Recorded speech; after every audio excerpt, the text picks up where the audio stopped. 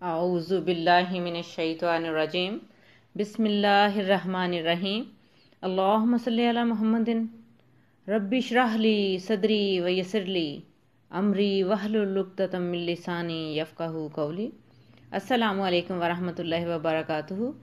उम्मीद करती हूँ इंशाअल्लाहुल अज़ीज़ आप सब खैरियत से होंगे। अल्हम्दुलिल्लाह मैं भी बिल्कुल खैरियत से हूँ।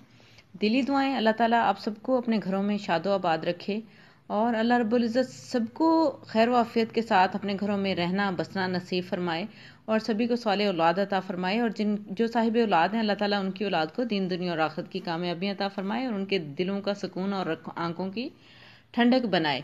यकीनन वो औलाद जो फर्मा बरदार है और सिराते मुस्तकीम पर है, वालिदैन के लिए ठंडक का बायस है, आंखों की ठंडक है, दिल का सुकून है।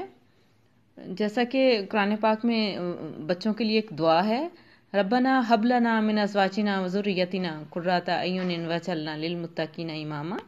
आमीन। और अब आज की बहुत ही खूबसूरत हदीस पाक शेयर करूंगी जो हम सब के ही रोज़मर्रा काम आने वाली बात है और हमें पता होना चाहिए इस चीज़ का।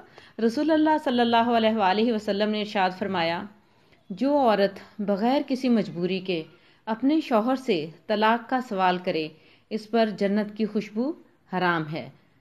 अल्लाह रब्बुल इज़्ज़त से दिली दुआ है अल्लाह ताला हमें हमारे शौहरों की फरमाबरदारी अता फरमाए और आपस में मियाँ बीवी को सलोक इत्तफाक और मोहब्बत से ज़िंदगी गुजारने की तौफीक अता फरमाए।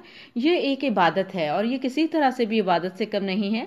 अगर घर खुशहाल है तो यकीनन आने वाली नई नस्ल की परवरिश बेहतरीन होती है और एक मुकम्मल घर ही है, एक मुकम्मल घर ही अच्छी नस्ल परवान चढ़ा सकता है। अल्लाह ताला से दिली दुआ है अल्लाह ताला हमारे घरों को शादो आबाद रखे और अल्लाह ताला हमें सिरात मुस्तकीम पर चलने की तौफीक अता फरमाए और हम बेहतरीन वालिदैन साबित हों। इजाज़त चाहूँगी।